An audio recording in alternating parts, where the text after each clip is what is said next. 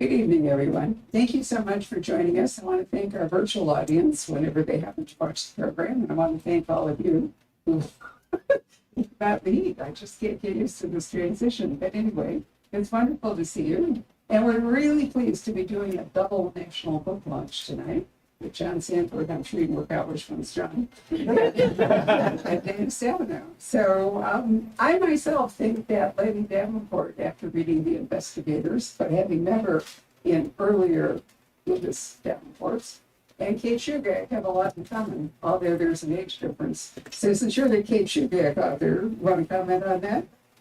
Well, you mean in the ways that they are similar? Or different, whichever way you want to go. Letty's younger, definitely.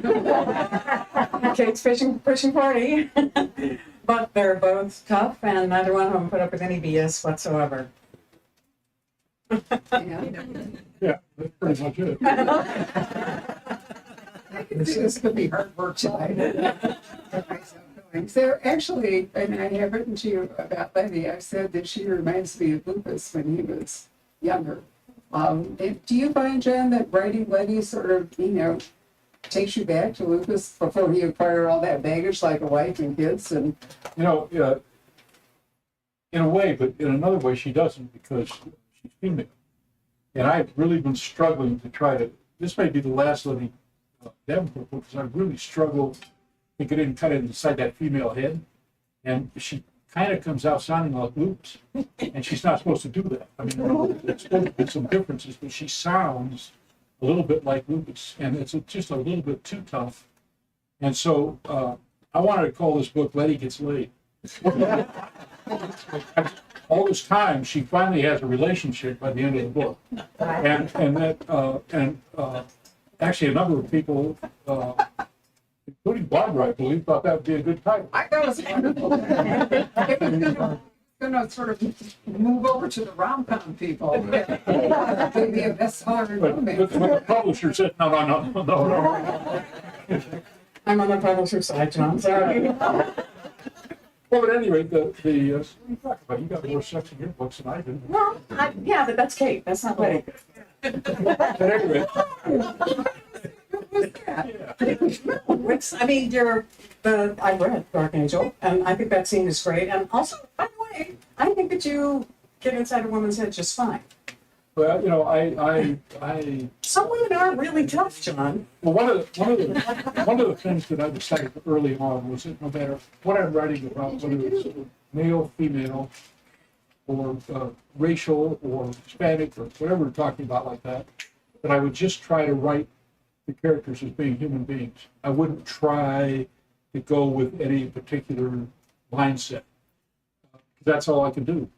And it's worked out. I mean, there are some books, from not very long back that are really embarrassing, especially about women.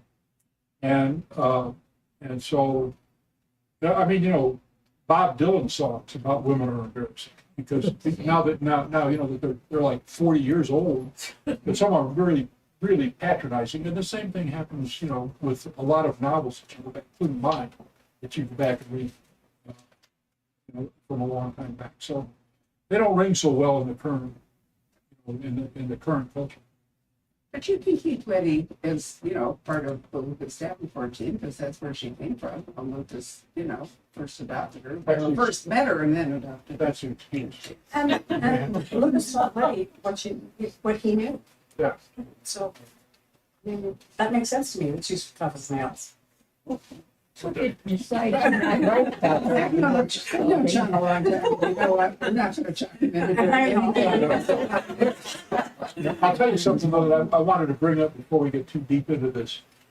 If any of you have a chance, watch a YouTube video on the Louisville police response to the bank shooting. Now, what the cops did in that was amazing. I mean, they got there in 3 minutes. They went right at the guy. One of the cops got shot in the head. I don't know if he's going to make it. He's an emergency surgery. He died. He was on the job for 10 days. He was 26 years old. And the guy who was with him, who was his trainer, shot and the cops say that after, when the cops got there, not a single person other than the responding cop got injured. after the police got there. So they went right at the shooter and they took him down. And it's just a pretty amazing video. I mean, I'm not kind of, what am I going to say? I'm not pro-cop in kind of a reactionary way. I mean, I'm not always pro-cop, but cops screw up all the time, as we saw in Uvalde. But this is pretty amazing. I mean, given what was going on, the guy blew out the windows of this bank. I mean, you could hear the boom, boom, boom, boom. If he was shooting inside the bank, he had an AK-47 or an AR-15, I don't know which one, but it was an assault rifle, black rifle style. And the cop response, I thought, was amazing. So, have you moved to incorporate some of that into your work? No, but I mean, it makes background material when you see something like that for a guy who writes the kind of stuff that I write. So, I mean, that sounds what, cynical or maybe, a little bit, making money off a cop getting shot. But that's, when you look at something like that, you're amazed by it. It's realistic. Yeah, it's just really hardcore. So speaking of inspiration, Danny, you have a great origin story for this book. So why don't you tell us about it? Because, again, it draws some real light. Well, two things actually, but the first one is the one that Barbara's referring to. I was gardening, okay, I was reading, but doesn't sound really exciting, does it? I don't think it's very exciting either. It's kind of after a hard day, banging on a keyboard. It's good to get out there and get back in with nature. So I'm weeding away, and I hear this whirring sound, and I can't figure out what the hell. I'm looking around, and I can't find the origin of this whirring sound. I finally look up, and there's a drone hanging over my head. And it just hung there. And whoever was operating it was watching me weed, I guess. I don't know. And I mean, I was pissed. I really was. I live out in the boonies. I'm surrounded by 2 acres of land. I do that on purpose. I don't live in the middle of a town for a reason. And it hung there for long enough for me to at least think about going inside, getting my gun and shooting it out of the air. I mean, I was really annoyed. And then I thought to myself, wait a minute, there's planes flying around here all the time, planes coming to and from the Homer Airport right overhead. And what if I missed the drone and I hit a plane? I could kill somebody. You should have shot him. By then, I think I could read the look in my eyes on it. It took off. But that's basically the foundation of Not the One Step. The thing is that a number of planes have had to be diverted at LAX because of drones in the flight path. Now, I would think that a giant airliner hitting a relatively small drone would be like a bug in the windshield. I don't know. They run into birds all the time. That's what happened in America on that side. All I have to do is run into a duck. But my wife and I built a house, and we told them that we didn't want any kind of, it was a real modern house. We didn't want any kind of architectural magazines or any kind of publicity for the place. We just want to build the house and we wanted to live there. Well, not too long afterwards, here comes a drone flying by taking pictures. Apparently, for a local real estate magazine. And it was just irritating. Like the thing is, I guess it's against the law to shoot it down. People have tried to shoot down, and it's against the law because apparently the FAA regulates it, and you're not allowed to shoot down FAA regulated aircraft. Which seems like a good idea in the face of it. I don't have a shotgun, but if I did, Yeah. So my drone experience is my husband and I were on the Northwest Passage cruise. Remember the one where Ed went with us? And some guy packed a drone, but nobody noticed it when they checked him under the cruise. So we're out there in the middle of the Canadian, waters. And all of a sudden, this drone takes off. The captain stopped the ship, threw the guy off. I mean, they didn't get on. They brought up a 747 for supplies because, it was so far away. He more or less put him in the brig until the 747 arrived. The ship had confiscated the drone because he said it was incredibly dangerous. They were doing helicopter troops, for people and all. And, of course, my question was, had they ever let the guy with the drone on the ship in the first place? But I guess they didn't. You know that drone that I got for Rob? Yeah. It's like this big. No, this was a much bigger drone. Still, I mean, they come in all sizes. Look at Amazon. I did a little Google when I decided this was going to be the emphasis behind this book. And I was astonished by the variety and the size and the power and the distance and the everything that drones come in nowadays. Anybody can buy one, any size, any price off Amazon. Years ago, and I think it was, excuse me, I think it was Fire and Ice. Dana said, and I still remember it, that Alaska and other wild places or frontier places are a place that attracts both the radical right and the radical left. These are where people go. And so in this book, we have the radical right. Yeah, we do, but I don't want to say too much about it. You told me I can't spoil, so. The opening pages, so I don't think it's, I didn't think it's a huge spoiler. Yeah, there's a lot of empty space, and this is where the second idea came from. I read a book by Simon Winchester called Land, and it's about the possession of private property down through the ages. And there's a story in it. There's a lot there, as you might expect, about the American West, because we all know that history. And it turns out that there's a couple of billionaire brothers that are buying up a lot of western Montana and eastern Idaho and putting a fence around it. And the trails that people have been using for generations, they're no longer allowing them access to. And they've got compounds built and their own planes and helicopters flying in and out. And I thought to myself, okay, I understand that there's a lot of room in the American West. There's a lot of room in the American North, too. And in the way that I incorporated COVID into this story, someone dies with a large piece of property, and a couple of billionaire brothers come in and buy it up, and it's in the park, and it's in Kate's backyard, and they're not good actors. What's the impetus for this book?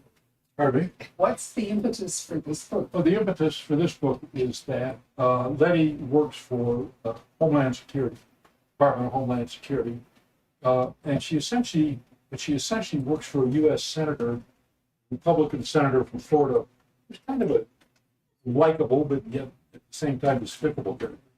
And she really works for him. And what she does is that when somebody basically messes up an investigation or is incompetent, they send her to take a look at it because she's smart and she's also got kind of a criminal mind. She doesn't look like a Fed because she's 25 years old. She looks like a girl. Somebody in the book said, you look like you get carded every time you go into a place. So at any rate, what happens is the senator calls her and she goes to his office, and there are two officials there from the National Security Agency. And the NSA watches computers. What they found is that a somewhat radical group in California has been looking at natural gas systems. A real event that happened a few years ago, probably 4 or 5 years ago, somebody attacked the natural gas system in Aspen and shut it down. And it was a deliberate act of sabotage, and you cannot bring natural gas back up like that. It's not like electricity where somebody goes up a pole and turns a screw. It sometimes takes days and even longer than that to get it back online because you've got to repressurize everything. You've got to start all those burners and stuff going. So they're thinking, this is in February, and they're thinking it's been a very cold winter. It's been so cold. What happens if they turn off a major city like Minneapolis or Bozeman or any place in the northern tier, and they're worried it'd be a disaster, just like there was in Texas a few years ago when they had that big storm and it knocked out the power plants, and 400 or 600 people died because of that. And really, it wasn't that cold compared to what it gets like up north. So they're worried about that. They say that's not really what's going on. Lettie goes out to investigate. I don't want to give away too much of the book, but it turns out the NSA isn't really worried about the gas system. They're worried about something else. The other thing that's going on is that Lettie has a traveling partner as they go out there. They're going out undercover.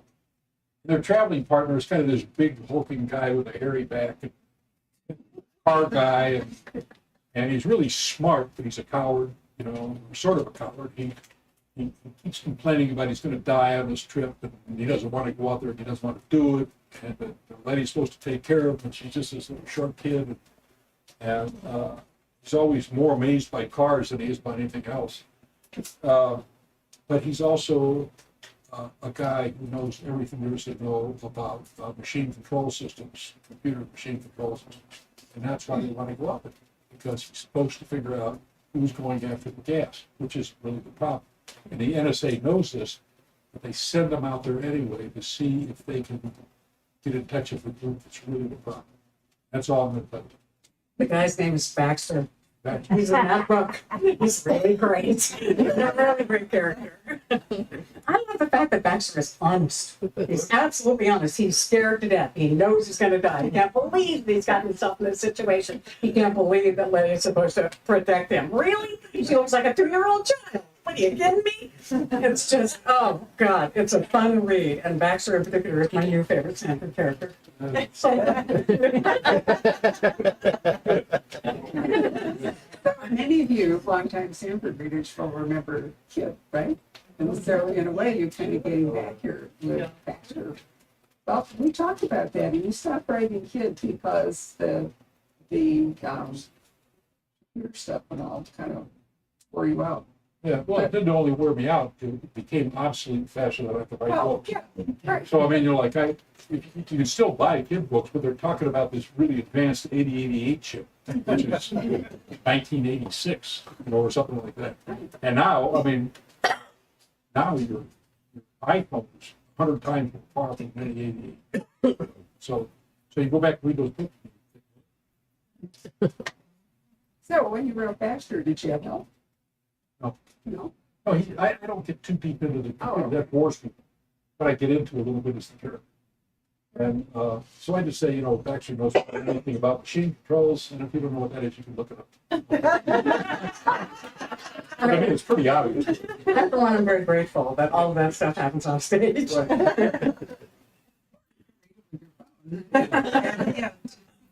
You notice that I've been reading a number of international thrillers and all, and I find that I'm now picking up my phone to look at the map, to figure out. And Dana's publisher very thoughtfully gives her maps. Excuse me. I have a fan named Sherry Northen, Oh, sorry. Dr. Sherry Northen. She became a fan before I even knew who she was, obviously, and she posted to my website. And we got into a conversation, and I said, "So what do you do?" And she said, "I'm a cartographer." I said, "Oh, really?" And so now she does all the maps in all my books. So Your publisher I paid for publishes it. them. Yes, he puts them. After I pay for them and pay for Sherry to do them, he puts them in the book. So that makes me happy. By the way, did you know that Stephen King tweeted our... Oh yeah. She said That's it. kind of interesting. Well, that was all about you, John. He's a big fan.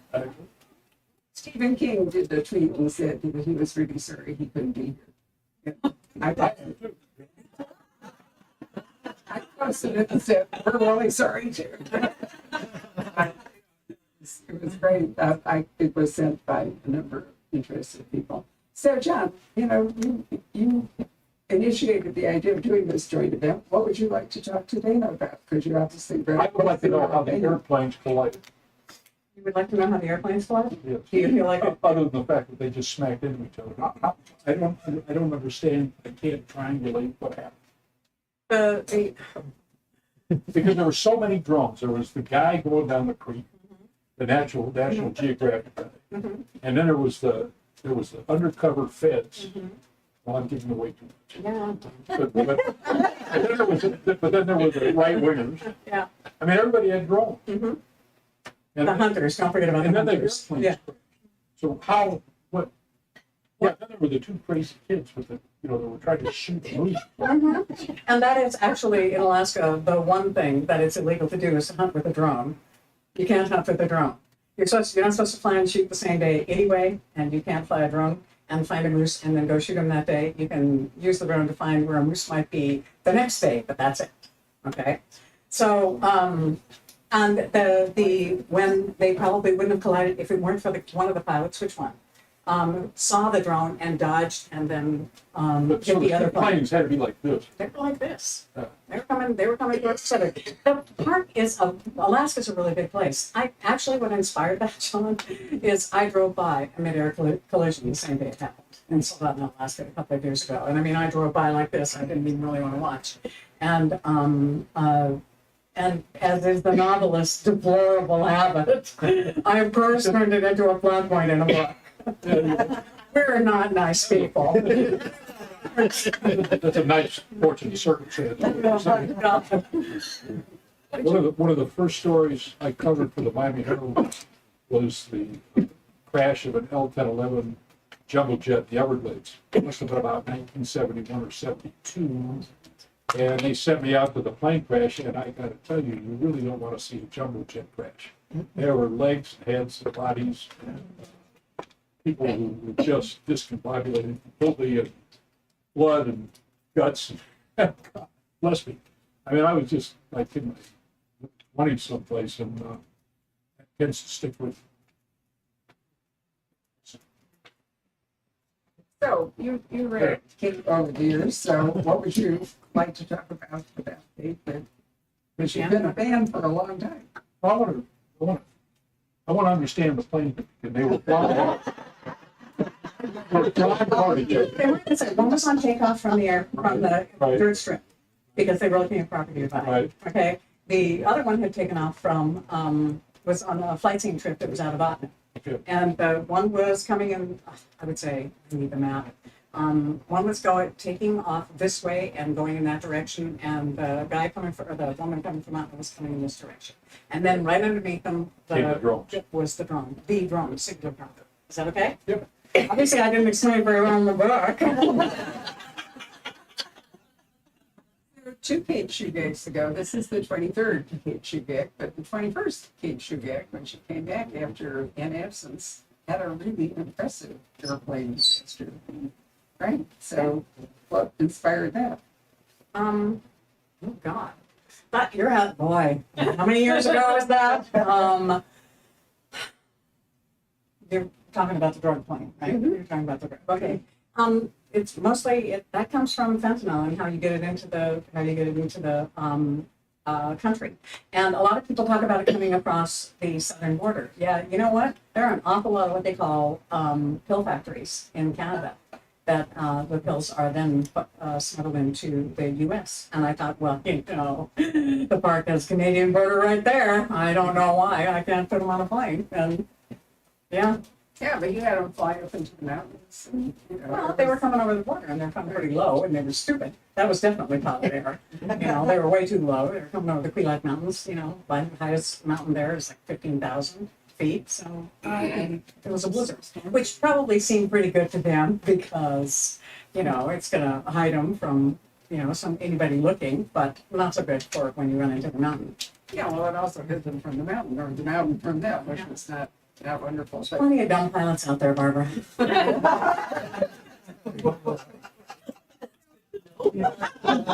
not talking about the guys. I would say generally that commercial pilots they have tons of hours. And they go through all kinds of rigorous checks. I'm never afraid when I get on a big jet. But boy, I want to know the pilot who is flying a small plane before I get on. And I look at the aircraft before I get on too. I'm not going to get on a piece of crap. Not unless I know the pilot. Because my dad flew many crappy airplanes in his time, but he annualed them all himself. So I trusted that the engine was going to start and keep going until we got where we were going. John, let's go for people who don't remember. Let's go all the way back to Lettie. Where did she come from? How did Lucas find her? And what's been going on? Well, the story was about it's too complicated to explain the story, but she lived out in the Red River Valley of Minnesota, which is a river that flows north out of Minnesota down to Hudson Bay, goes through Winnipeg, Canada. And by the way, about the Canadian drug stuff, I always try to depict Canadians as being really despicable people. It's sort of a running joke, but everybody else shows them as being really bland. I'm just trying my best to give them a little color. I was shocked when I found out about the pill in Canada. Our friends, our neighbors, are you kidding me? I was shocked. They are really nice people who I eat know. poutine, which possibly explains part of their behavior. Anyway, what was the question? Lettie, we got as far as the Red River, which I think is the only river that flows north out of the United States. There are a few, but most of them flow into something along the border. Like there's a border river right that runs along most of the northern border of Minnesota is a river. At any rate, the river or lake. At any rate, she lives, and it's really, the thing is, it used to be what's called Glacial Lake Agassiz. And it was a huge glacial lake. It was as big as the Great Lakes. It was up in northern Minnesota. So the land there is absolutely flat. It's just absolutely flat. And it's a big sugar beet. It's very fertile because of the lake bed. It's essentially a lake bed. So that's a huge sugar beet industry up there. And but it's bleak. It's about as bleak as any place. It's much bleaker than Alaska. Because Alaska, while cold, it's got mountains. You could stand there, and I think probably see Texas if you're in the right place. Because it's so, you can't believe it. It's as flat as the Everglades. I mean, it is flat. And because it's so cold in the winter and so flat, and you're so far from any major cities, that it really is a bleak place, and that's where she was raised. And her mother was a serious alcoholic. Her father abandoned, and she found out that she could make money by trapping muskrats and a few other things, skunks and raccoons. And so that's what she did, to raise money for herself and really for her mother from the time she was 5 years old. And a farmer gave her a single-shot rifle and a bunch of 22 shorts that she could use to kill muskrats with. One of the interesting things about fur trapping is that most of the fur processing places now don't care if you shoot them. Heavy specs. Because they will actually skin them. And then they take the carcass after the pelt is off and they grind it up and make it into mink food for mink factories. So it's very kind of an efficient operation, but kind of ugly in the details. But so that's how she grew up. She grew up with a gun. Her life depended on the gun. Her life depended on the traps. And people ask me how I know that. It's because I ran a trap line when I was a kid in Iowa. And we mostly trapped, my cousin and I mostly trapped rabbits when we ate. His parents liked to eat rabbit. My parents hated it. So I would eat rabbit over at my aunt's house. And we ran this trap line for a couple of years. And it's really not pleasant to think about it anymore, but we did, because you're out in the countryside now. That's where the background for that came. Then years later, I did a story about traveling in Wisconsin when I was a newspaper reporter. And it was a very strange place because you'd walk into this house, which whatever kind of animal that you had that was dead, usually raccoons, often foxes, some minks, and muskrats. And you'd walk in and lay it on the counter, and the guy would look at it and he'd say, $6. And you'd say, okay, and they'd give you the $6. They'd open up this hole and pick up the drop it on. And downstairs is where they did all the skinning and grinding and stuff. So you never see it. It looked like you were in just a country house, but there's a big operation down in the basement. So how did Lucas find Lettie? That's where the Lettie comes from. And what happened was that there were two murders that looked like they were going to be really ugly. There were two people found hanging from a tree out in the Red River Valley. One was black, a black guy, and a white one. Big problem right there. Hanging from a tree, an even bigger problem. It turns out that those two people were killed by a guy who was getting revenge for the kidnapping and murder of his daughter, which he had discovered those two people were involved in. Lettie's mother found out what was going on, and they killed her, leaving her an orphan. And she had met and helped Davenport with information about town and some other stuff, and he really got to like it a lot.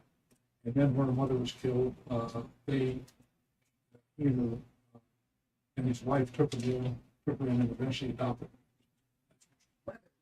Right. The very mother that you've talked occasionally about deep sissing and stuff. She's actually bigger than this next book. She is. So you're keeping her. You're not going to drop her in the Atlantic because you're frequently. Not yet. Well, you know, but that is the problem with a guy like Lucas. If you give him too much, you know, family and so forth, does that mean that he behaves differently than he would have? Well, of course he does. But the thing about Lucas is, it's true about a lot of my male friends too. Most of them were bossed around by their wives, and I think, you know, of all the male friends that I have, most of us have been married for a very long time, and we don't fool around, and we just don't, and because we're like Midwestern guys, and we take care of our kids, and you know, we talk about cars, and we play golf, and we do all that shit, but we don't. But you know, and so that's what Lucas is. Lucas had a lot of girlfriends when he was younger. He got married, and that was it. Got married, had kids, adopted a girl. Done deal. Well, I think he's a good family man, even though you're shaped against it. But I'm not sure there are too many dads around hunting down bad guys and shooting them in the Everglades and other stuff. I mean, Lucas is a tough guy. Well, he's a tough guy, but he's also very loyal. He's loyal to his friends, and he's loyal to his wife and his kids.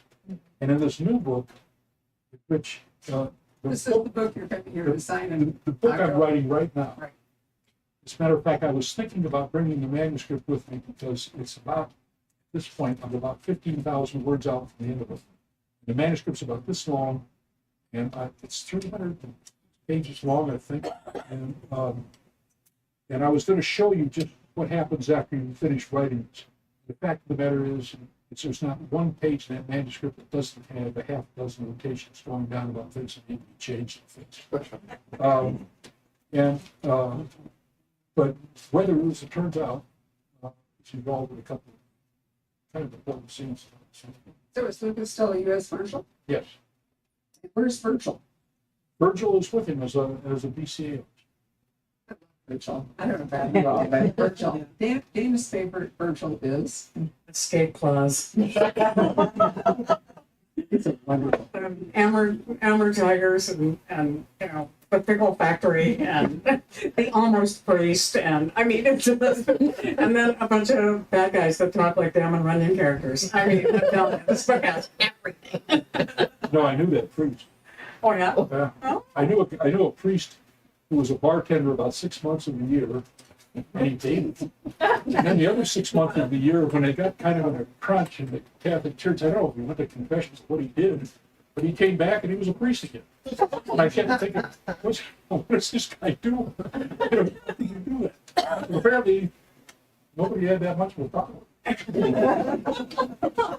Well, I'm a huge fan of Virgil as well as Lucas. So the solution to writing too many books a year was to sort of put Lucas and Virgil together. Yeah. Well, I'm also in the process of writing a standalone, which I can't talk about at all because I'm afraid somebody else will do it first. Because it's a really great thing. So every once in a while, John and I have coffee in Santa Fe, and he tells me that he might slow down, and I giggle. Right. You must write in your sleep, John. I swear.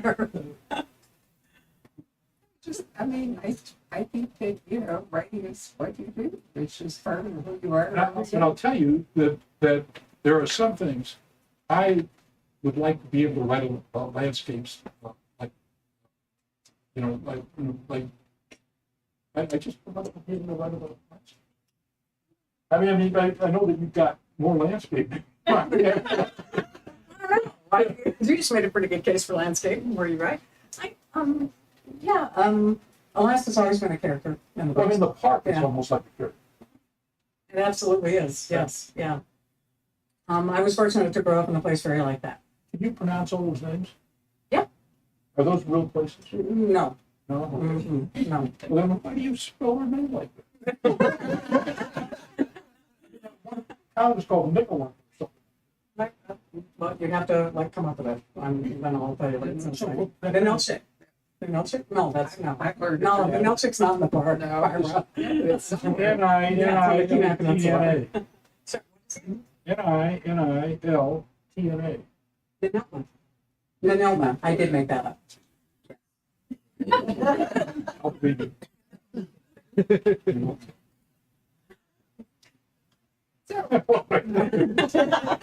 Just when you're saying the Alaska Native names, you have to get them really back in your throat, and I mean it's a marvelous sounding language, and I like to get it right. Is that native or is it Russian?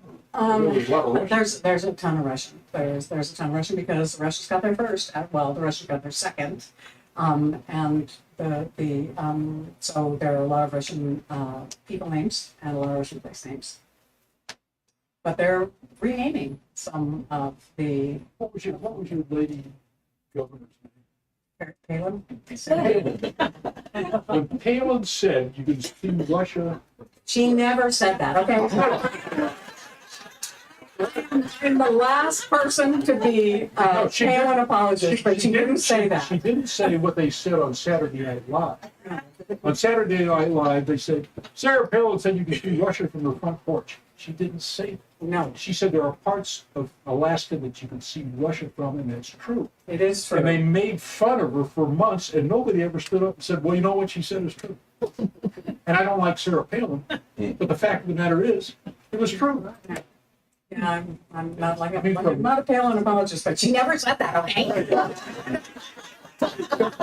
It kind of drives you crazy, Yeah, especially when it goes on for months.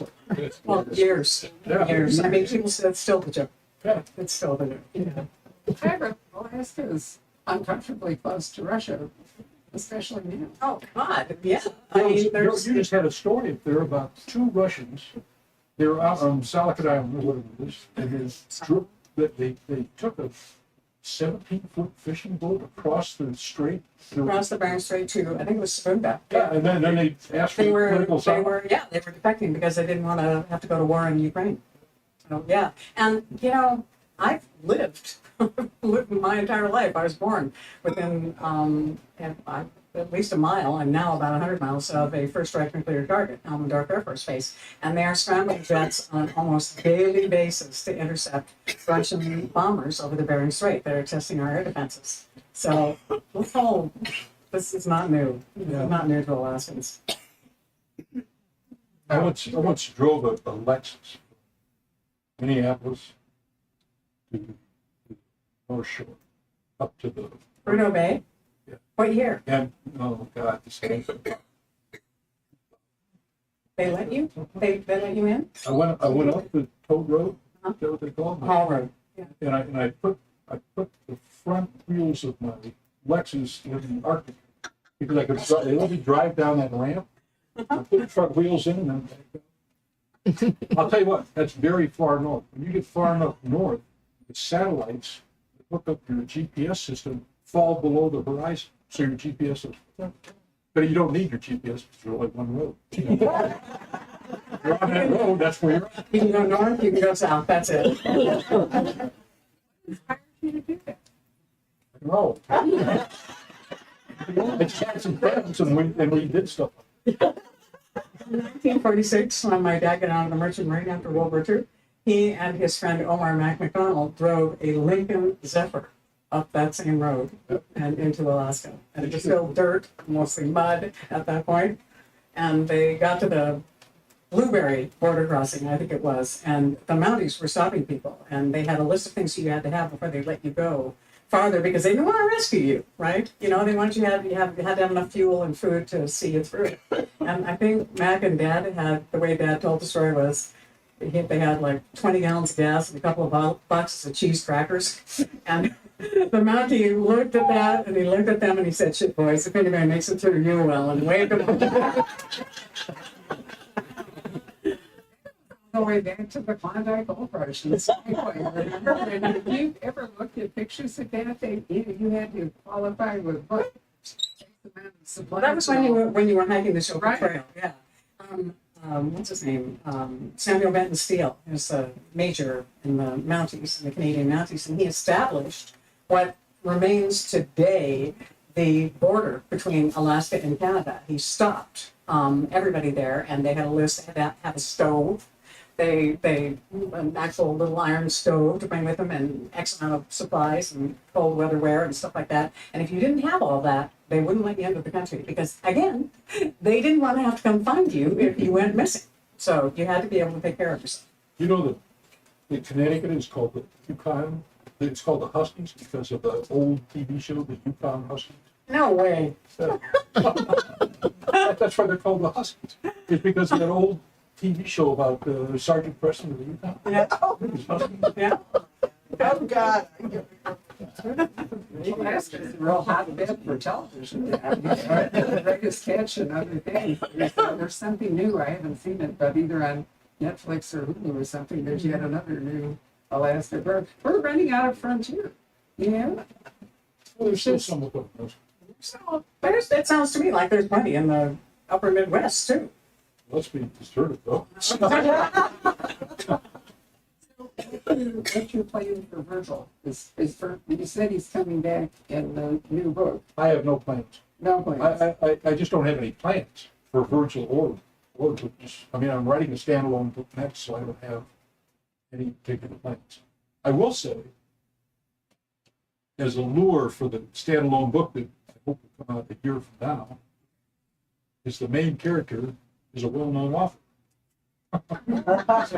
Does he look like you? He might.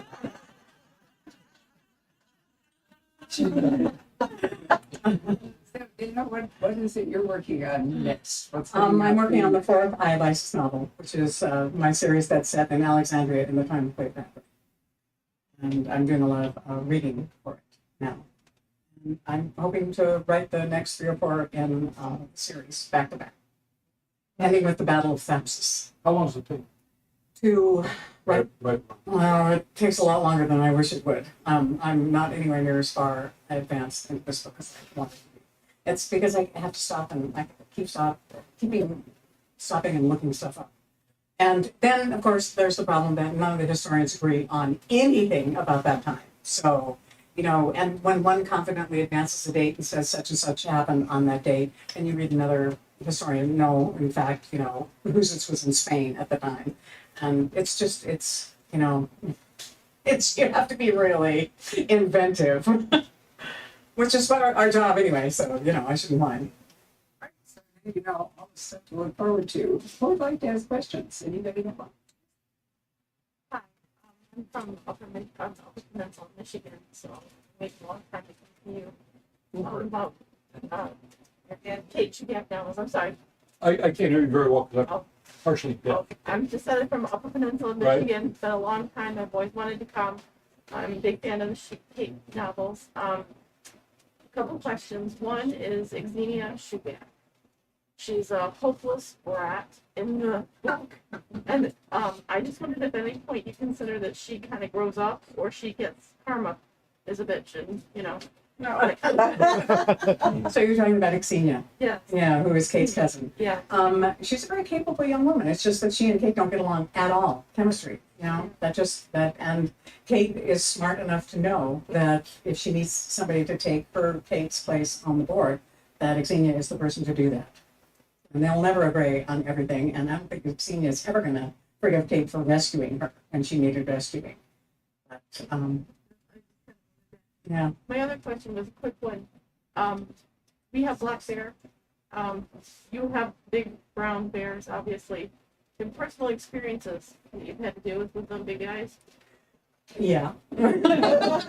I've never been at risk of my life. I won't say that. But yeah, I've been way too close for comfort to both black bears and grizzlies. And you just, you know, first of all, good idea not to go hiking alone or hunting alone. And you know, and probably not best in the first place not to put yourself in danger if you can possibly avoid it. one of the great stories I tell is my cousin Chris, when she was like 4 years old or something, this is in Cordova. And I wasn't there, thank God. And she took the kids out berry picking, and she looked around and Chris was missing. And then she went around a blueberry bush, and there was Chris calmly picking blueberries. On the other side of the bush was a grizzly bear calmly picking blueberries. She collected her daughter up very carefully and quietly, and they left the mountain. You just, it's the bear's mountain. When we were going north up the road, we saw a grizzly bear with 2 cubs doing and we stopped and tried to look at it. The friend that was in the passenger seat got out with his camera to take a picture. They weren't as far as that signed first edition thing away from them. It was about that far. And we were saying, Jim, get back in the car, Jim. No, and you're right to say that. Bears move really fast. Somebody described them once as lightning going horizontally over the ground, and that is, I have seen them move, and they can move fast. I wouldn't have got out the car. You doing? You didn't say heck. Impulse suicide by Alaska. Yeah, I coined the phrase suicide by Alaska. There's plenty of people who come out and commit suicide by Alaska. Many famous ones, too, of whom you've seen the stories. You don't have to go to Alaska for grizzlies. There are a lot of them in the Teton National Bear Park. Flag State. Yeah. My husband and I were relatively close, not intentionally, to a grizzly bear with two. And they have a fabulous rolling walk, sort of like our puppy, a scooter. I mean, their whole back end goes like this. They're really interesting to watch, and you think they can't possibly run that fast, but they can. Patrick, are there questions from the audience? Well, I was just going to bring up Timothy Treadwell. Yeah. I mean, did you guys see Grizzly Man, the movie? I was rooting for the bear. It's the guy who, wanted to be one with the bears and pitched a tent on a bear trail and the cat mine. He'd been going there for years, and I think he'd just become inured to the danger. What I find most unforgivable about that is he took his girlfriend with him. And I will tell you this, and it'll make you cringe, but it's true, so I'm going to tell you. That's filmed by Werner Herzog, and they premiered it at the Homer Theater, and people in the audience actually laughed. Suicide by Alaska. We don't have a lot of patience with that. I wouldn't go that far, but it is suicide by Alaska. It is. I feel more sorry for her and her family than I do for Treadwell, certainly. I know the pilot who went out was one of the first people on the scene, and he's heard the video, and he thought it should be destroyed. Yeah, but people can be equally stupid in Africa, for example. I mean, I didn't see it. But when we were there, one of the national park, whatever, they were talking about a Chinese couple on their honeymoon. They had a rental car, and they were driving along, and there were elephants, and so they stopped the car to get out and photograph the elephants, and the elephants came over and stopped them. It's just bang. Elephants can move super fast, as well as grizzlies. So, I mean, I think, we're oftentimes today so divorced from nature that we forget how dangerous it really is. People really don't know where their food comes from. They're wearing camelback with flip-flops and no water. Every time we go to the Desert Botanical Garden, there's a rescue helicopter lifting off of Babago Peak. God. So, anybody else? Yes, sir. I belong to a couple groups of some independent authors, and one of the big things going around now is AI. And a lot of them have used AI to generate the picture art for the covers of their self-published books. But a couple of them now have actually inputted their own characters and their own storylines to add that to the database, and have asked the AI to write their next story, and have been astonished by the results. How do you guys feel about the way that's going? That's going to affect schools and everything else, but specifically publishing books. I don't know how John feels about it. A friend, a mutual friend, said to me, "We're doomed." She said, "I don't think so. I do not think a machine is going to be able to write the way I do. They may write better than me. It may write worse than me. It may, say something like, 'I'm sorry, Dave, I can't do that.'" I like I'm sorry. I'm just gonna keep writing my books, you know, and there are people here who are happy to read them, and that's good enough for me. There was a funny scene, I think in one of the Police Squad movies, Leslie Nielsen movies, in which there was a bomb about to go off, and it was the size of a desk, and it was going to blow up everything, and it was ticking down and everything. At the last minute, Leslie decides to run for it, and he trips over the electric cord that's plugged into a wall socket, and the thing stops because. And I sort of think that's what would happen if AI became troublesome. They just go. Now, computers don't run well on air. No, but the thing about it is, seriously, the thing about AI is I really don't, I've been talking a lot about it with some photographers because I'm an amateur photographer. It's not the central part of what they do. I think that AI will eventually be able to write a novel, but they won't be able to, they could even describe Dana's landscape, not mine, because mine's flat. But they can even describe the landscape, but it's not the central core of the story that makes a story good. It's the edge stuff.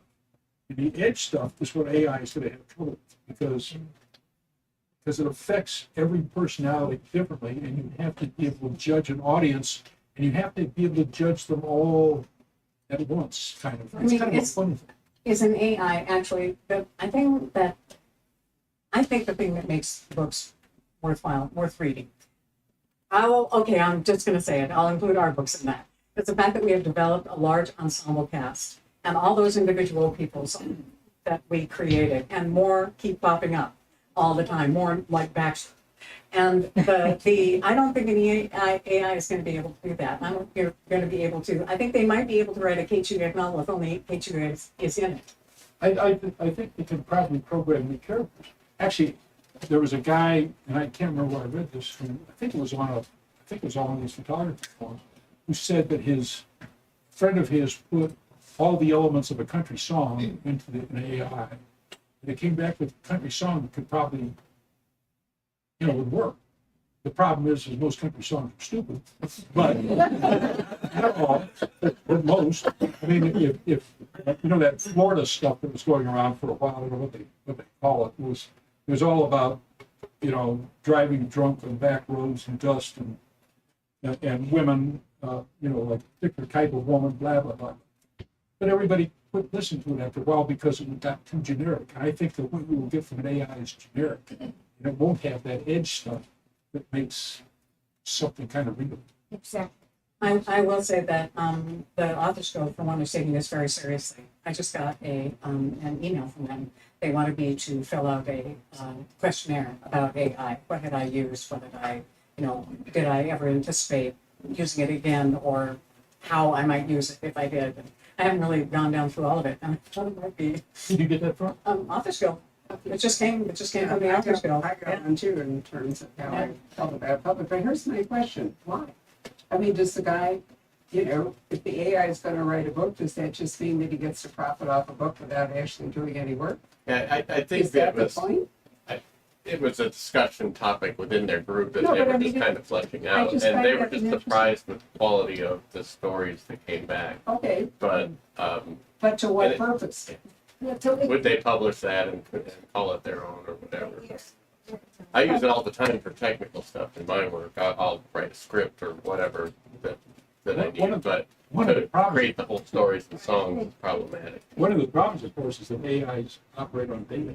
exactly. Thank you. But That's where I'm going. the thing about data is an AI could pick up something from one of my books, and I could say, wait a minute, we've got a copyright violation here. And then they wind up getting sued. So then what do they do about that? And a lot of the companies like Google are saying, well, there's not really a copyright violation. Google put most of my books online at one time, and they were free library or something like that. Well, it's not public domain. I know, I was not happy. And you can Nor actually, was I. yeah, you can still go online and download my books if you want. But yeah, I'm sorry. I have to, you opened up with it. You had it once here. But I'm in IT and I'm really involved in this chat GPT conversation that's going on. several things. One is it's totally deductive reasoning on the database, as what you just said, is already there. Nobody can hear you. So it's already extrapolating on known data. So I'm sorry. No, it's okay. So this gets me hot. I'm sorry. And so when I've seen a lot of results from there, and I've like put in my own questions on like what can it do, and yeah, it's really cool and creating my LinkedIn profile and my resume, and it's doing all that, but it's extrapolating on known data, and so it's already started where there are lawsuits on privacy and data issues. So even though it's there, so whoever's feeding this database has to be very careful, because people like you who are creative, critical thinkers have total rights to your intellectual property, and AI cannot extrapolate on that. But you know that if you look at Google, what's the Google thing that drives around town and they look at Right, the Google Map. yeah, the Google mapping thing where you can actually follow someone. Well, there have been photographers who mine that for interesting images, okay? Yes. But the thing is that all those images, almost without exception, violate somebody's privacy, because that's the interesting part, and Google's been found not responsible.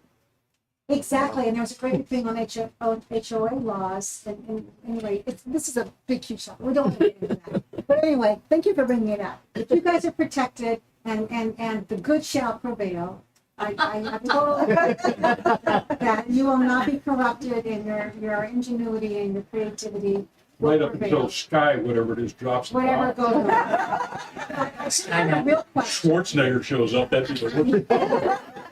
So my real question is for you, John. It's like, watching you develop all your characters over the decades, and just every once in a while you divert. You kind of go, I'm going into like a new character, a new thinking. You did that with Saturn London. You did this. So what prompted you here to divert and go into another direction with your next book?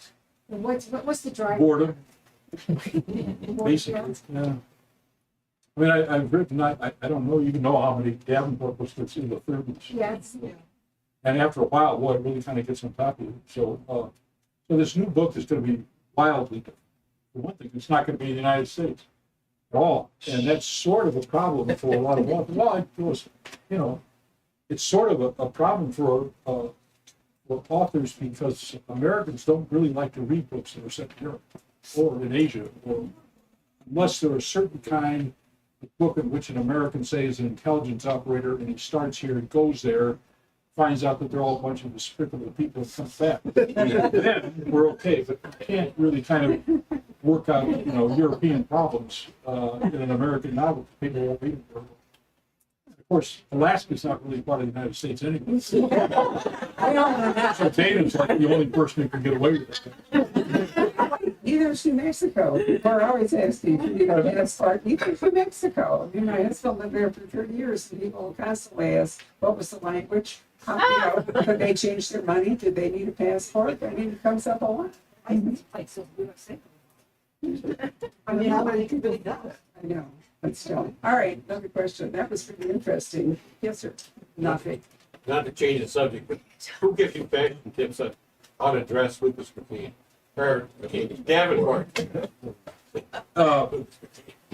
Usually Esquire magazine. I steal most of my stuff from Esquire and some from GQ, and because I actually worked with in a men's in a department store one time in the men's department, and so I became aware of some male idiosyncrasies when it came to dressing. I would tell you a very politically incorrect story about that, but my wife would kill me, so I won't. I'll tell you guys later if we got to the. Yeah, I want to hear that. Yeah.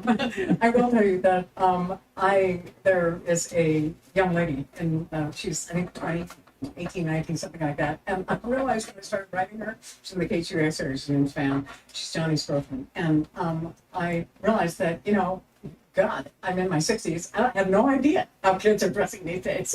So I, went through the flip chart in my head and thought, okay, Patty's daughter, Quincy, I'll call her. So I called her and I said, okay, you have to tell me how she's dressing. I don't even know what she's got on. Come on.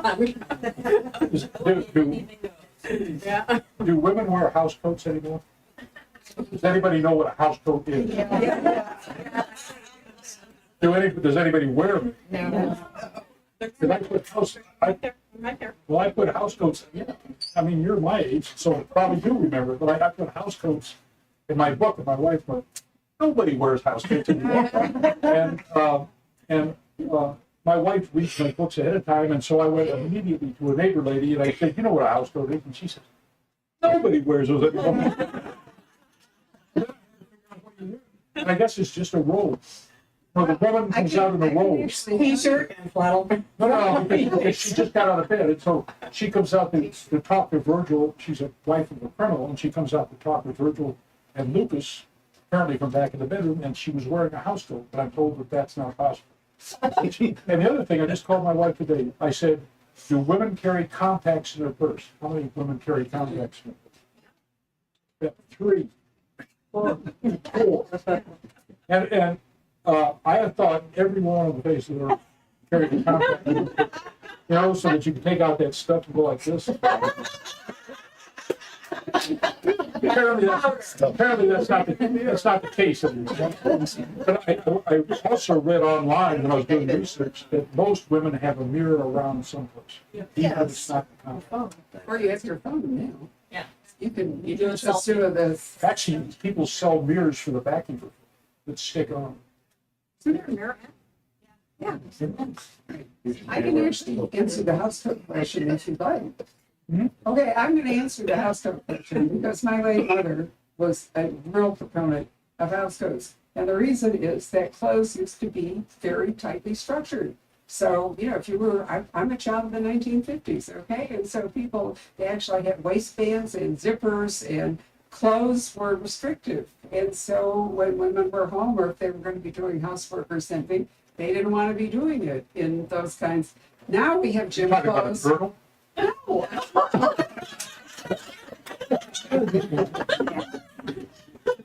I'm just talking.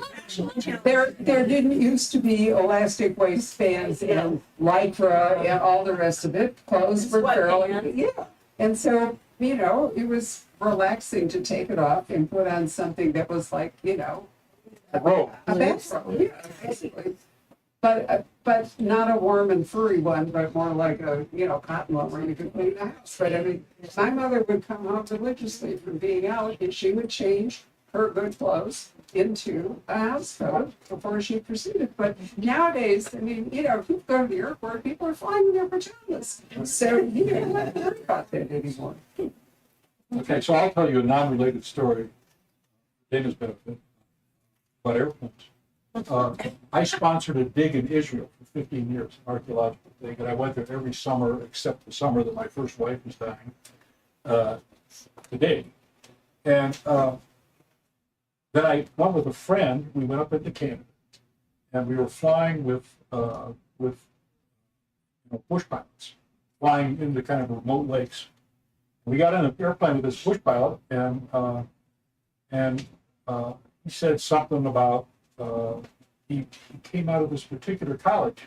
And I said, I think I got a friend, we dig in Israel, and I think he mentioned that college. And he said, well, are you digging at Tel Rehoboth?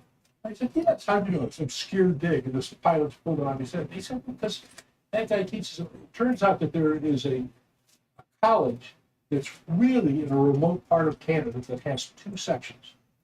A right-wing Christian academy and a bush pilot academy. and it doesn't make any sense to me. I mean, I guess I don't know why it would, but it just seemed really strange. It makes total sense to me. Well, I know, because you're flying out there in a bush plane, you're praying.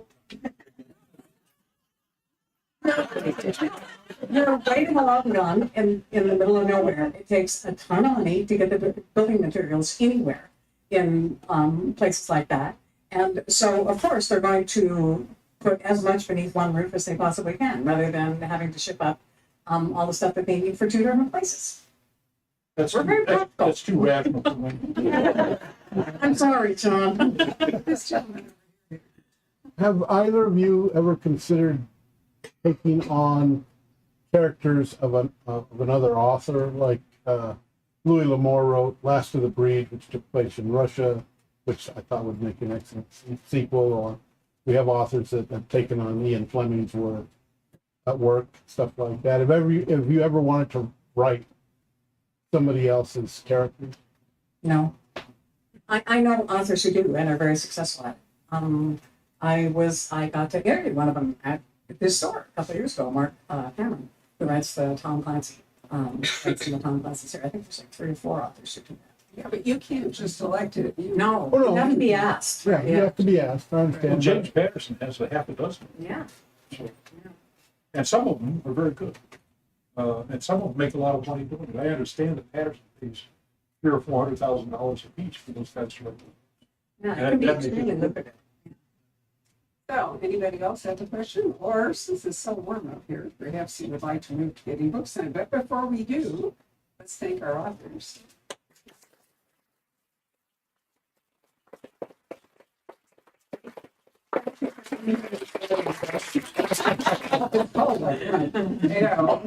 I have 2 advanced reading copies to give away. Dana and I are very fond of an author called James Fern. Dana's just read this one. We love the first one. It has a character named Des, who is a wonderful protagonist. He's the Renaissance man of spies. But he's an excellent read for John Sandford fans, and this book comes out next August, and he and I will be doing an event. It's called Deadlock, but I'm trying to remember what the name of the first one was. Do you remember? Oh, The Gatekeeper. The Gatekeeper is coming out in paperback this month, so I would urge you to order a copy of The Gatekeeper. I absolutely love it. Is he American? Yeah, and he's actually reinvented himself from a previous identity in such a way that you didn't happen to know it, you would never imagine that this author from his first book would ever have written this book. But that happens. People do reinvent themselves. Creative people do have whole different ideas. Anyway, Deadlock. So who's up front? Larry, how many? Okay, so Dana, we're going to give this book away to John Sandford fans. Would you pick a number between 1 and 50? 27. Aha! All right, so I'll give it to you when we're done here. And for Dana, I'm going to John do this. This is actually a book that just came out, but the reason that I like it is that it is in the wilderness in Colorado, but it also has a great dog. Not as great as Mutt, but a great dog. And it's Deputy Maddie Cobb and her sister traveled to Mexico to find out family secrets, but it's really a wonderful book. This is what, Patrick, book 8 in this series, I think? Something like that. Yeah. So it's a whole series, and it's really good. Her name is Margaret Mitsushima, and this book is called Standing Dead. So, John, would you pick a number between 1 and 53 that is not 27?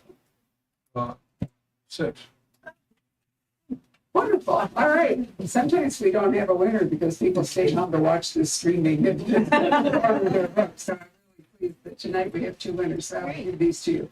So at this point, if you all would stand up and fold up your chairs and sort of move them to the side, and then Gina and John can sign at this table behind me. Just give us a minute or 2, and I'll be happy that you will get your book signed. Thank you very much for coming.